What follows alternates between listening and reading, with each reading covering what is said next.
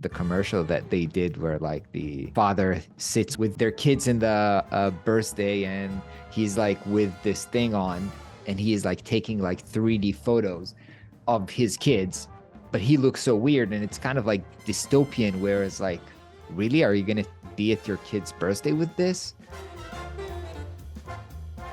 Hey Stan, what's up? Welcome to the show. Hey Ran, what's up? All good. Good, good, good. Let me read to you something. I'm reading from the Trustpilot reviews here by Susie. She wrote, I have thoroughly enjoyed completing core design skill course, can see huge progress. The constructive feedback from Stan has been invaluable, always kind and encouraging, but detailed and challenging. I was a complete beginner and he kindly created videos to help me guide me through things I was struggling with. Dude, that's amazing. Yeah, right. That's I'm so it, excited that the reviews are actually for you guys versus the courses. That's awesome. yeah, I'm those kind of things really help me in my work. I guess I've learned a lot from other people on I my journey, and being able to give back and help people and going the extra mile sometimes I really enjoy doing that. So yeah, that's kind of nice. feedback I How do. long have you been with Flux? Like over, is it 2 years or like a year and something? Like I don't even remember.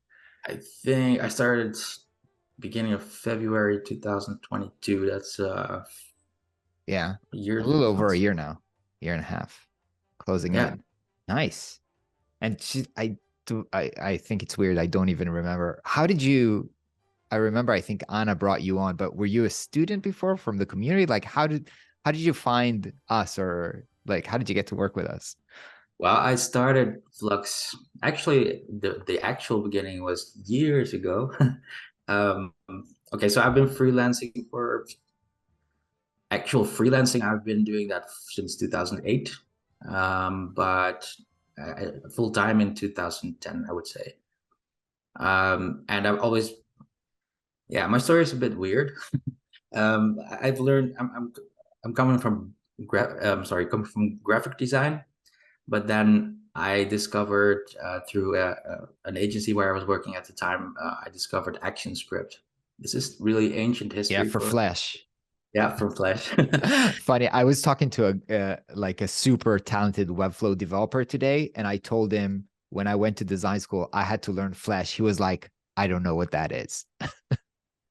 Exactly. We're old. So yeah, sometimes I'm thinking about that, and I was like, oh, man, that doesn't even exist anymore. Well, Yeah. not as we knew it. But anyway, I was that allowed me to animate to bring my designs to life, right? So that was my introduction to web design. So I learned web design from there, but at the time um, I was living in Ecuador, and where we lived was out of town, so we didn't have internet or phones or anything. So not even dial-up internet was possible. So every day I went to the internet cafe to download some written tutorials, and then this way I kind of learned to code and things like that because I'm not per se a programmer, but I did love the fact that I could make things interactive, right? Well, anyway, so I learned all those kinds of things. I made that's kind of a cliche story, I guess, but I made all the mistakes you can make as a freelancer. So I occasionally I follow YouTube channels since we have YouTube, and that's actually how I found Flux because I've been just improving my freelance business and learning new things as well. So I've been following Flux for a few years actually, and then eventually it was time for me to I wanted to buy a course. I do that every year, I guess. I invest a little bit, um, and that's when I bought Web Design Become a Professional course and the 6FF course, figure freelancer for people who don't know. Yeah, that's where I started. So that was I Got think it, that got it, got it, got it. was a little bit before I And how did you get into graphic design? I've been drawing since I was a kid. My dad was But you're from the Netherlands, right? I'm from Basically, I think graphic design is pretty strong over there. I don't know if you grew up with that or not, but this for me, it's like a very culturally designed strong country, right? it is. And there's some really nice work coming from that tiny little country in the world. Yeah, uh, no, my dad is an artist. He's a got it. painter. So I kind of grew up with drawing and painting and things like that. And yeah, I loved.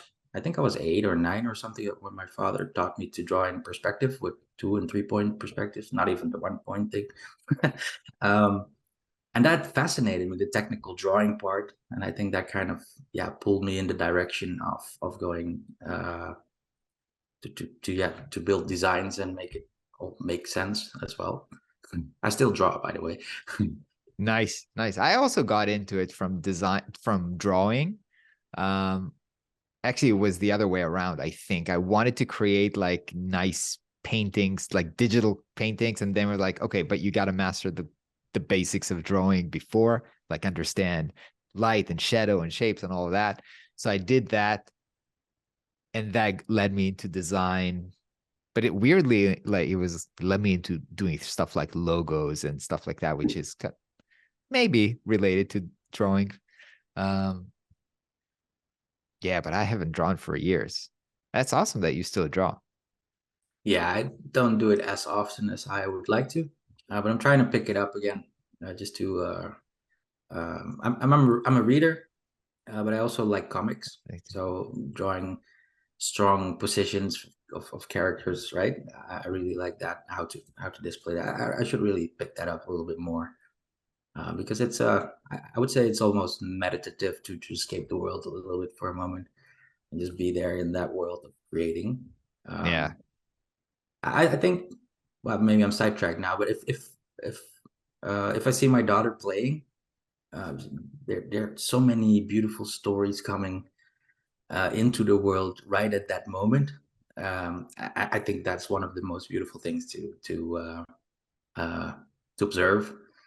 I'm not going to stalk my daughter, of course, the whole time she's playing, but sometimes I just notice that she's playing and I'm hearing the stories that come into the world, and I'm like, wow. And I think drawing is the same thing, right? You create new stories into the world, and yeah, that's uh that's a beautiful thing. Cool. So tell me, what are you working on right now that is not Flux? Like client work, other project that you're on? I'm currently working What on a. keeps you busy? I'm sorry. What keeps you busy? Oh, so many things, which is why I'm not drawing enough, probably. Currently, I'm working for a client. I'm working on a subscription model for her HR services. She's a business coach, and she has developed a system to train other business coaches, HR professionals, and she wanted to offer a course, and also the training materials, which is like a whole lot of uh, exercises. So that's what we're trying to implement right now. Personally, I'm working on stories.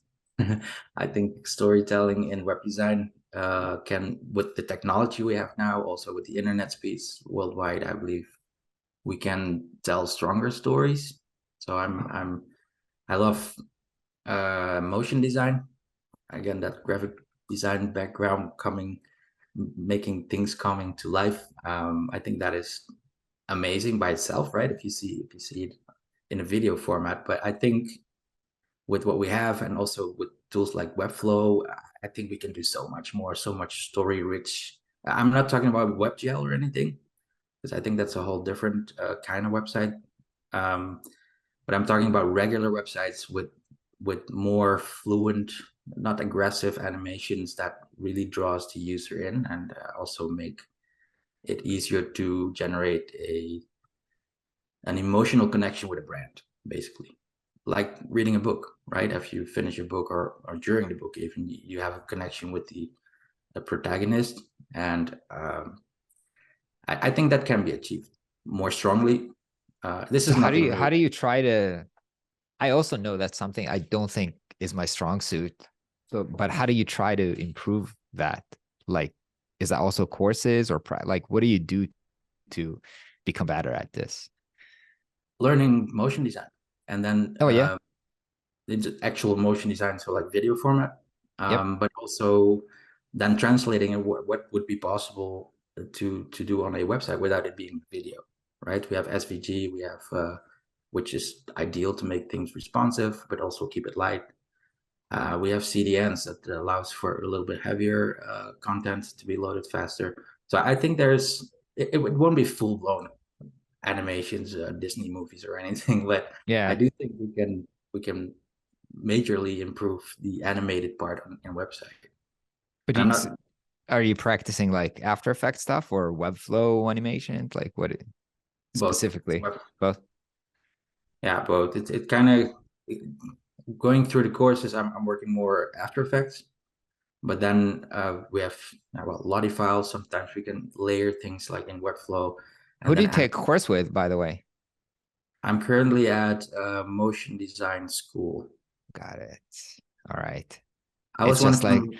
yeah, I know School of Motion because I'm friends with Joey, the founder there, and I would Yeah, I wanted to love to. enroll there, but I had to choose between either buying two courses with my course budget per year, Got it. and their pricing is a little bit higher. So I haven't converted yet, but I've always wanted that. School of Motion was nice, so Cool. maybe. That's cool. Have you seen? I just saw this week or last week that, do you know, Lottie Files, who are doing the archives of all the Lottie animation?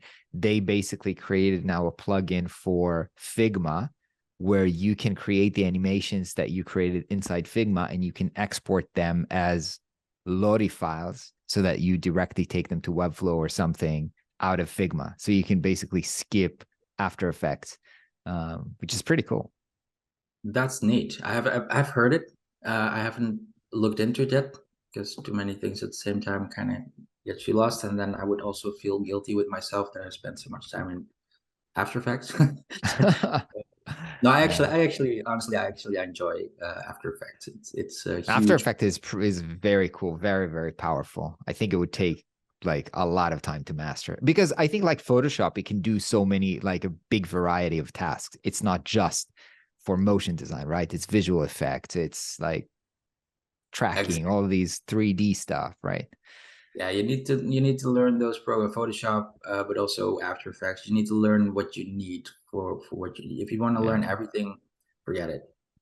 By the time that you're done, you can retire, right? So I think so many web designers today, just because, for a lot of, I wouldn't say basic websites, like Figma is enough. So a lot of people, I think, skip Photoshop completely today, which is weird. Like, because at the end of the day, if they really need to make adjustment to a visual or something like that, you need to master that tool. I believe so. Yeah. Even with Although AI, maybe soon you'll be able to just write the prompt of, hey, change the colors in this image, and you won't have to master the tool. I don't know. Um, this the far, AI generative feel is pretty incredible. Have you played with it? absolutely, I love AI. It's Yeah, it's it's it opens a whole new world of how I see things. I also sidetracked right now, but I also think learning to prompt creates better alt tags in your website because people are learning to more literally tell what you're going to see, right? yeah. So I think that's good for accessibility in some weird way, maybe. Yeah, but But what do you mean? But alt tags can be written by AI. I don't need to write the alt tags anymore myself. right now, no, but Yeah. sometimes it's hard to. I remember creating alt tags. Most people don't. Many designers don't do it or don't skip it or do it very Yeah. simple, which doesn't For really. context, alt tags is kind of like in the code, you can describe what an image shows. So if people who are like visually impaired browse through the website, it's like what you do for accessibility to make sure that, yeah. Yeah, yeah. So by prompting, you're more describing more accurate what somebody's going to see. So if somebody's using a screen reader, by learning how to more literally say what it is, I think it becomes more clear for this person who needs a screen reader to create a visual in their mind. Um, Yeah. that's It's difficult to prompt well, by the way. I'm yes, like, I follow a bunch of people on Twitter in the AI space, and I was like, wow, how did you do that? And they put the prompt in the alt tag so you can see the prompt. And I was like, I could never describe things in that much detail. It's like, it's tough. Well, that's one of my struggles this far. I'm so used to, like we talked about, Photoshop, or even drawing. When I work on a project, doesn't matter if it's my own or part of a project for a client, but I have a visual in my mind. And I also, when I create these ideas, I also usually know how to make them because you learn the tools, right? However, right now, what I'm struggling with most, for example, with Midjourney, is that it's not as obvious that it comes out the way I have pictured it. So you really have to master the prompting to get as close as possible to what you want. And that's sometimes I still think, and this might sound weird, it's still faster to do it myself sometimes, Yeah. than using an AI at this point. But tomorrow that will probably be different or something. Yeah, I had the experience. I don't know if you saw the for the cover of the podcast where I had this vision in my head, and it took me hours to get it right. I was playing with Midjourney. So I basically tried for hours just to get the right kind of like layout. And then I had to replace the face to something that looks similar. But I knew from the beginning that if I would do it myself, as in I would just bring like a stock photo, just photograph myself and paste it on in Photoshop and just make it look good, it would be so much faster to get the. I think it's really good in creating broad ideas, but when you want to perfect them, the exact expression, the exact pose, then it's not good with the specifics. It's good with very broad things. Um, Exactly. And yeah. the other day I was Because it playing. takes too long, and it takes too long to describe the exact thing, right? It's very difficult. And polish your prompt, because Yeah. okay, we're almost there, but we need a tiny little change. Maybe I want a curl in my hair or something. I don't know. So you keep prompting. And plus, I think Midjourney is addictive. I'm not a perfectionist, I would say, but I do like things to be as intended, if I can say it that way. And so the other day I was playing with Midjourney, and I was like, "Oh wow, 4 hours passed." I didn't even. I mean, I have fun. That's absolutely true. Um, but I still think it doesn't come close enough to really putting what's in here out there. I think it still takes more time than doing it myself Yeah. most of the time. But I think that they're building now an interface that's going to make it easier. It's not just going to be prompt. You're going to have UI for that, like to change properties and stuff like that. So I have Uh, an idea for a project that I almost started, but then I was like, no, focus on your priorities. So because I see, and again, when I see all of these beautiful images created and they have references to whatever, dark German movies, whatever, and they use that in the prompt, I was like, I didn't even know that reference existed, right? So you need to have like very large cultural references to pull from if you want a certain visual. So I wanted to create kind of like a catalog of all visual references, right? It's good for art directors in general, but UI is just one use case where you can have like a catalog of all directors, the looks of here's how whatever a Tarantino visual looks like. Here's how Alfred Hitchcock visual looks like, right? So you have all the directors, you have all the artists, you have all the periods in art or whatever. Um, just create like a massive CMS collections or like database of yeah. uh, So maybe maybe ChatGPT can help with that, making the oh, list. It did. I asked it to catalog. I have it all outlined. I was this close from buying the domain. I think I wanted to buy like prompt book or something like that. And then I was just like, you know what? It's just the cataloging and then I almost hired somebody on Upwork to do the collection and data entry in the CMS, because that's what's going to take hours.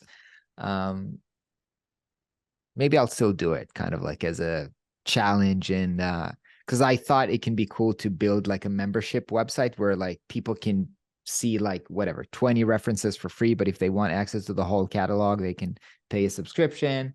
Thought it can be kind of like a cool way to demonstrate Webflow's membership and do like a side project.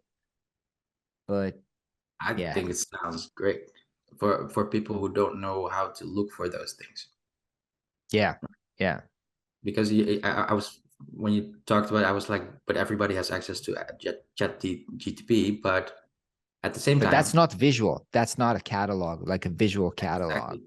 exactly. So you still have to know what you're looking for, and if you already know that, Exactly. you don't Exactly. need it. So Exactly. yeah, I think that's actually a good idea. Yeah. Also, camera settings from certain photographers, I think is so important. Exactly. Exactly. Exactly. That's, Anyway, I have it all like I've asked ChatGPT to outline this project and it did. So I have it all ready. It's just like I know my problem is I like to start things and then I'm like, oh, this actually takes much longer than I thought. And then I get sidetracked. So now I try to keep myself focused on the I priorities. I know that's why my personal websites is not renewed recently. Reason, yeah, mine is not being written up. Like last time I updated mine, like was 6 years ago, I think 6, 7 years ago. It's still not updated. I was like, I need to do that as well. That can also be good content for YouTube. And I was like, really? I Yeah, mean, I it's think it's. I want to do it. It's just not a priority. well, same. Well, most of my clients come through referrals, or I work with long-term clients. So I think in my entire career, maybe 3 times I landed a client from my website, for as far as I know. So it does help when people refer me, but it's not Yeah, like I'm using it as it's a mostly marketing. when people Google you to just look credible, right? Sure. If you have your own pipeline anyway. Yeah, but I also think I'm putting it off because I think one of the most difficult things is to create your own website. For me, anyway. I heard it Yeah, from others. yeah. It's there's a Because saying in we can do Hebrew. it I don't know all. if it translates to English, like the cobbler goes barefoot or something like that. The person who makes the shoes, is that a cobbler? I don't know. I Like don't know. anyway, yeah. You make websites and then you don't have a website. Yeah. Classic. You can do it all. So you have too many choices. I think for me anyway, I like a certain style, but I also like the other styles. When I'm working on for a moment on you're excited about what you're doing right now, it kind of reflects your brand.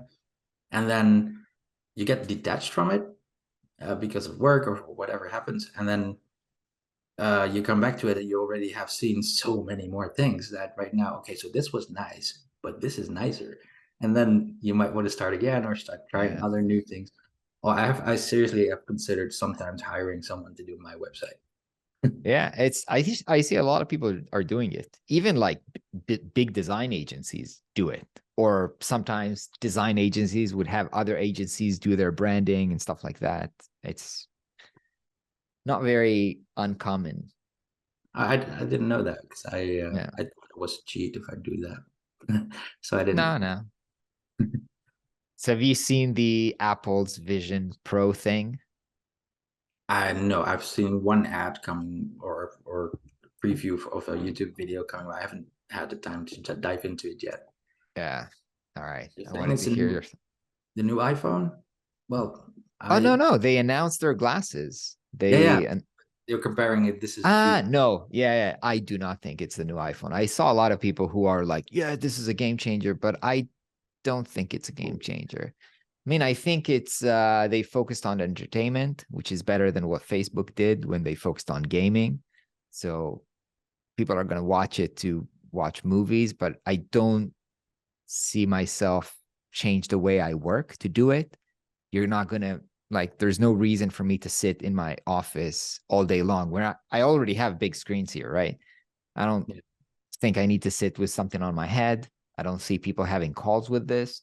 I don't see people walking down the streets with this.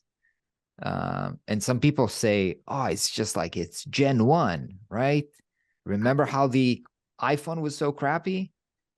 But honestly, no, the first iPhone is exactly what we have today. It's just we have like a bigger screen or something. Or But fast. it was and faster, but it's the same thing. And this thing is still going to be on my head, obstructing my face and everything. So I don't know. I actually think I don't know if you saw there's the commercial that they did where like the father sits with their kids in the birthday, and he's like with this thing on, and he is like taking like 3D photos of his kids, but he looks so weird, and it's kind of like dystopian where it's like, really, are you going to be at your kid's birthday with this? It's not like an exciting future. It's No, it's uh, detaching. yeah. I played a game I think a few years ago. I'm not very good at gaming. I usually get a little bored after a while because in my strategic mind, I always think, well, but if you would have done this, if that was possible, then I would have made it. And now I can't because I'm limited. So I usually get bored quickly with games. But this particular game was about a world where everybody goes into some kind of VR stasis. So everybody lives in a VR world, which I think could be interesting, but it was like an addiction. So everybody's detached. There's no more human connection, and I think that is true. The more devices and things we have that disconnects from each other, yeah, why would everybody even go out? I think I don't know. How old are Yeah, your girls? You have four girls? I got four girls. Yeah, Girls. How old are they? my first daughter is 24. Ah, I've got a incredible. 16-year-old, a 13-year-old, and an 11-year-old. Okay. Wow, that they're already grown up, like way more than mine. I was gonna ask about your approach for, kids and Oh, like mobile phone devices, that kind of stuff, like technology, but that is, I guess it's still such a struggle. Well, not really with my 24-year-old. She still grew up without a phone or a very simple one to be able to be reached. But yeah, my younger ones, it's difficult because for me, I think it's important that there's a balance, right, between tech life or online life and yeah, living in the real world. I mean, we still have trees and beautiful birds, and you for know, now. for now, yeah, later as well in the VR world. But Exactly. no, but we've always tried to manage a balance. So maybe a few hours a day they were allowed to use those devices and disappear on it, and the rest of the day do something else. And if you want to look something up, that's okay, right? If you're curious or you're doing homework or anything, but not going onto social media and chatting and gaming and all that stuff. And that's went pretty good, but the more the world depends on people being online, the harder it gets. And Yeah. as a parent, to control whether they are doing their homework on their phone or not, that's a day job. That's so yeah, Yeah. it has been a struggle, And definitely. now with like I'm honestly so my kids are 6 and 9, so they don't have phones yet, although they're at home playing on our devices all the time. I'm like worried mainly because of AI. I'm like, if my kids are chatting with a chat all day long that can be their best friend and is not annoying as people are, because people are annoying sometimes and they're difficult. If you can always have like a nice AI talking to you, that's a big concern for me personally on that front. I think that fact, like you said, people can be annoying or things like that. I think it's Not not a annoying, but people are difficult, right?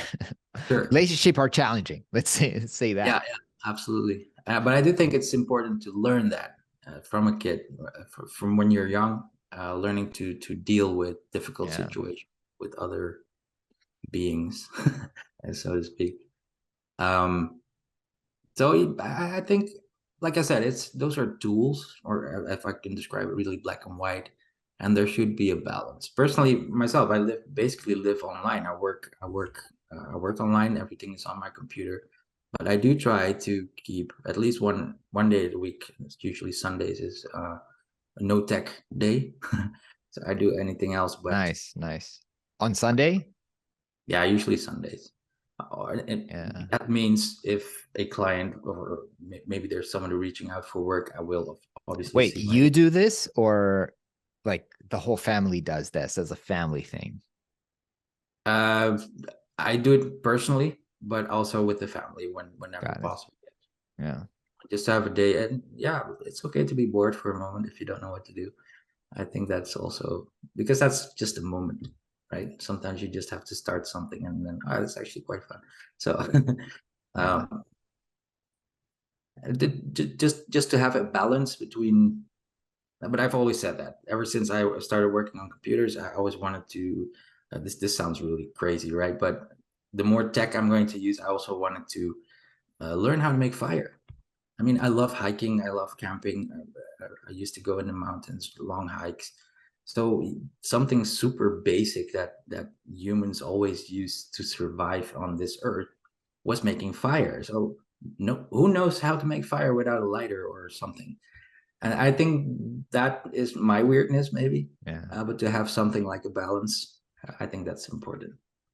We were now in on a trip in Africa and we were, visiting like villages and tribes where people, I don't know if they do it for a show off for the tourists, but they were like lighting fires with the stick and it was like so impressive. It's just like you see this and then both my head and the kids' brains were like, oh my God, this is, although this is like, hey, this is humanity for like tens of thousands of years have been doing this. And we are like now so detached from it that it was just like mind blowing. And then you try it yourself and it's so difficult. It's just like a skill that we are detached, completely detached from. That's, Yeah. but that's weird, right? I mean, it's something Yeah. so back to basic that we don't know it. But if would something would happen with the technical infrastructure that we're used to in our world, man, I'm gonna have a great job making fires for people. I will Yeah. still be freelancing here. Freelancing fire starter. Yeah, Yeah, that's the doomsday job. So I have a backup for exactly. It's the master plan, right? yeah. But it's yeah, but I think in everything, if you want to play games on your phone, I also think it's good to do sports, right? For your health, for your uh, development, how you Yeah. feel about yourself. Yeah, for sure. So yeah. So I want to ask you something, regarding family and work. You know, I'll say about myself, I had in the last year a few challenging like health issues with the family.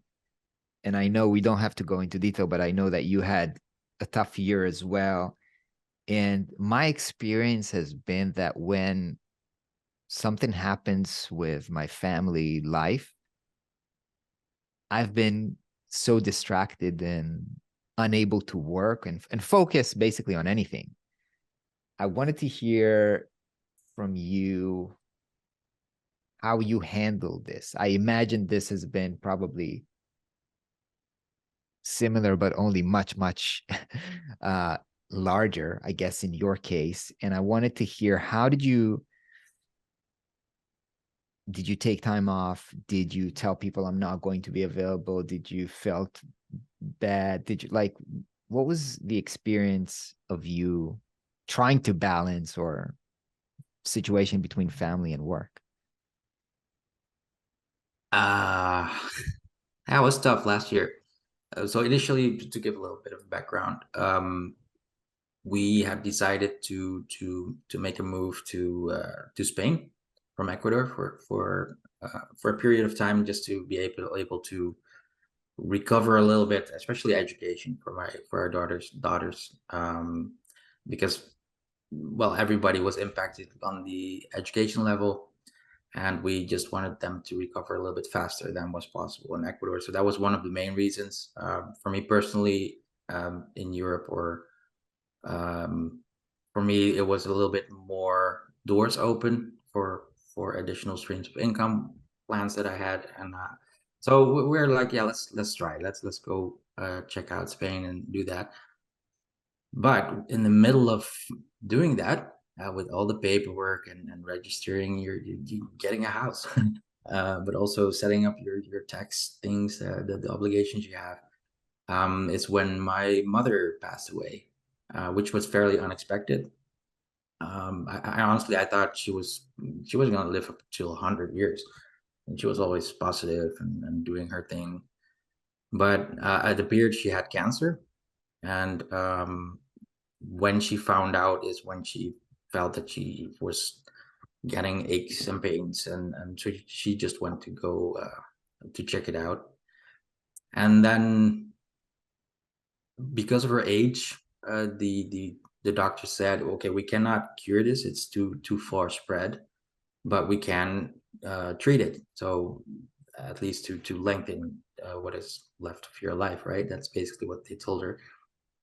So of course that's tough news. So when she told me, that was quite an impact. I was happy that was at least in Europe, which is a little bit closer by. But she said, no, Stan, everything is okay. We're just going down this path right now. Get set up in Spain, and then you come to the Netherlands. And okay, so not really what I wanted to do, but it was the logical thing to do at the moment. So I was okay. Let's do that, and then we'll meet later. But sadly, she got Corona, COVID, when during this time, and after that, it was just in less than a week she passed away. But what that does to you, that's, you cannot really prepare for that. It's so awkward. You are okay, so you have your own business, right? It's not like, hey, boss, I'm going to need some time off. You are your boss. How the heck do you manage that?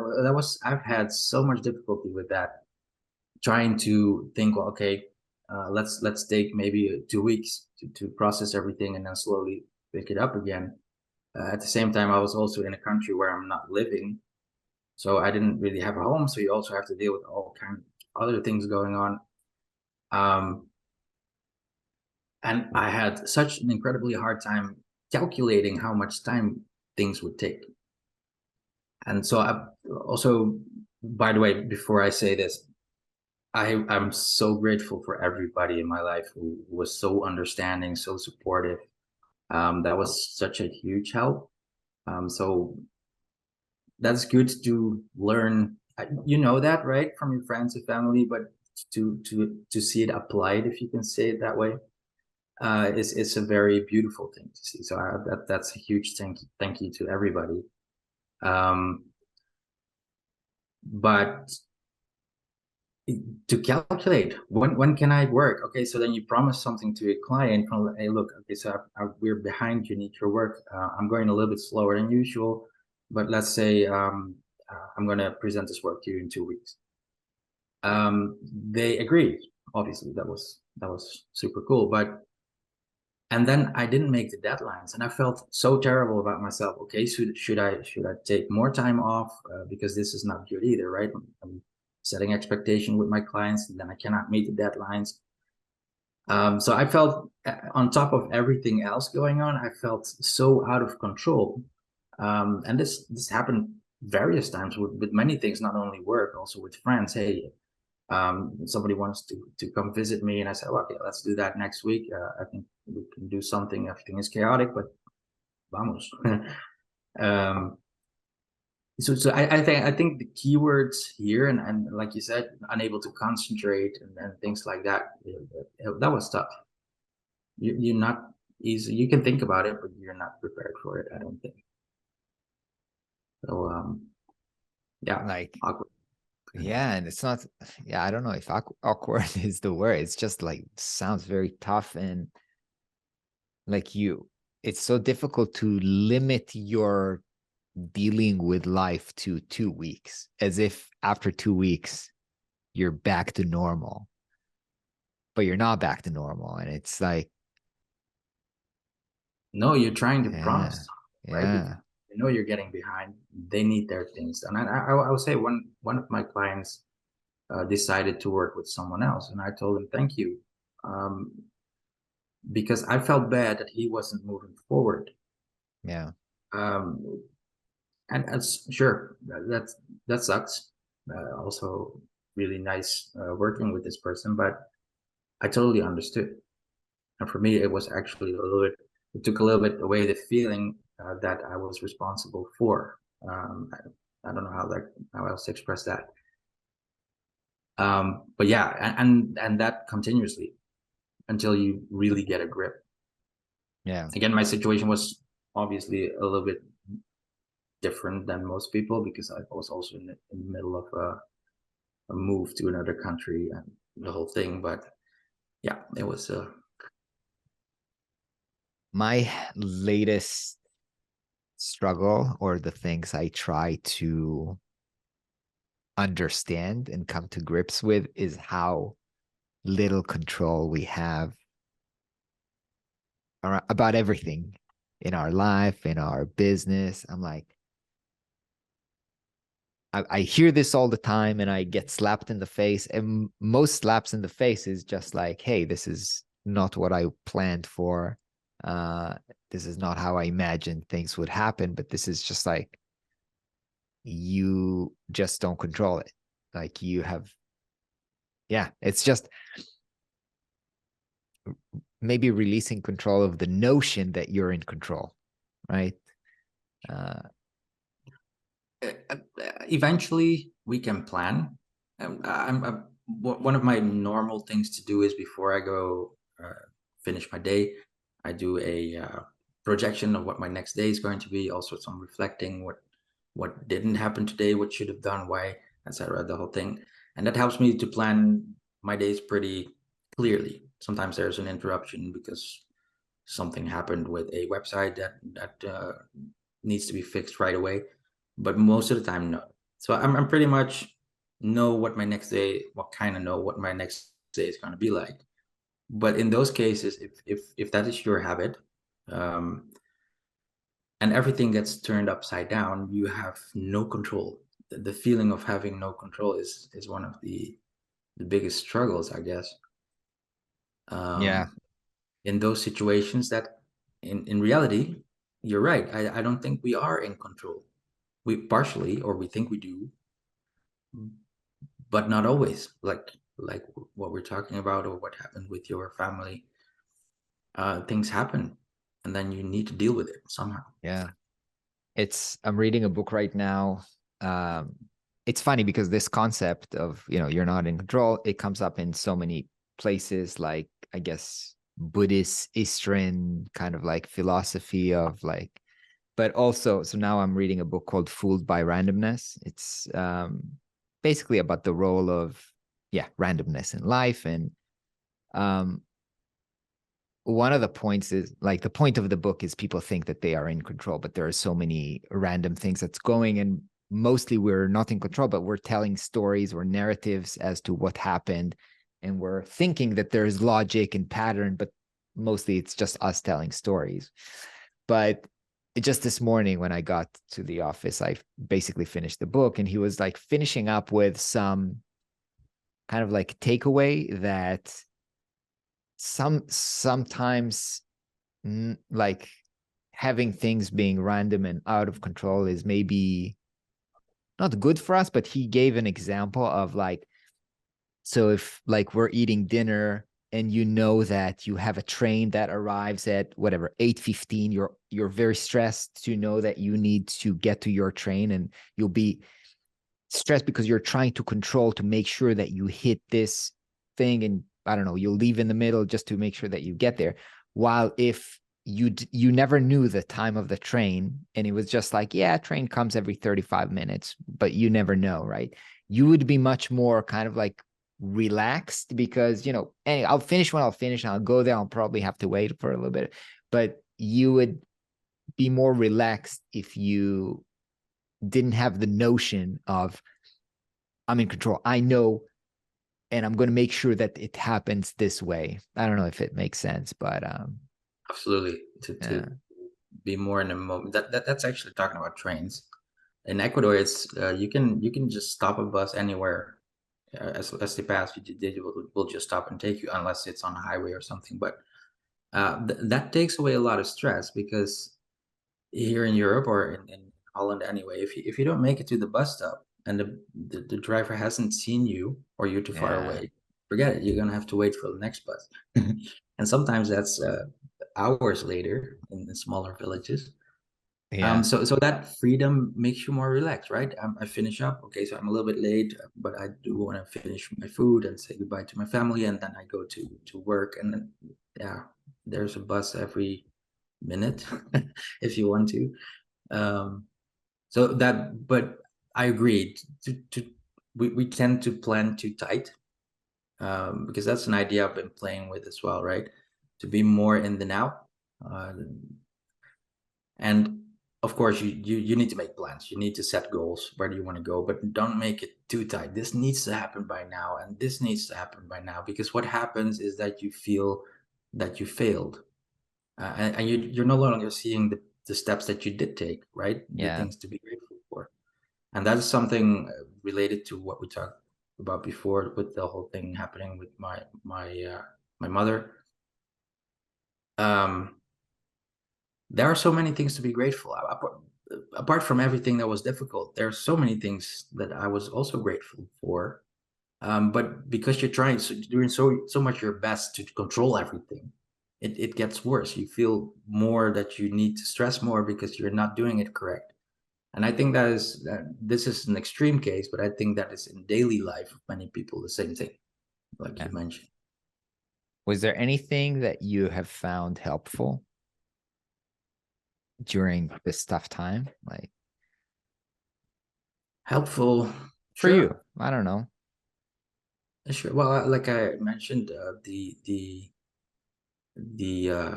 how people were there for us, the support we receive, but also things like what we're talking about right now, to let go of to want to control something Yeah, sometimes put you back in control, if that makes sense. And that is something I did learn, and I do think that's a very important lesson.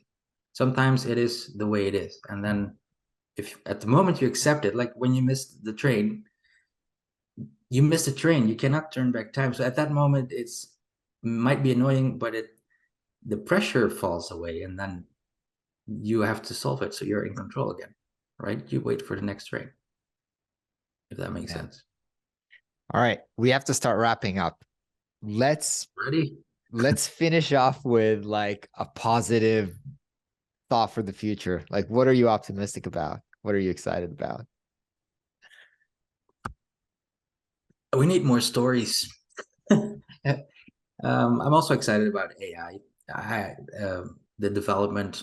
I'm super curious where this all leads. I understand there's also a bunch of worries about where it's going, and I do think it's important um, to keep monitoring that. But I'm especially excited. Will we finally have flying cars as Back to the Future promised? We are late. That was 2020, right? 21. My hope is that, because we have so many concerns, right? Hey, be worried about AI. Hey, be also worried about climate change. Hey, be worried about the financial meltdown. So, my hope is that this type of creativity and perhaps technology would help us solve some of these other problems in ways that we can't see right now, but might be hopefully possible because of these technologies. Hopefully, that's my optimistic hope, I guess. I hope so too. I think it will partially solve several problems that we've been dealing with, um, if we manage it well. Yeah, for sure. All right, But Stan.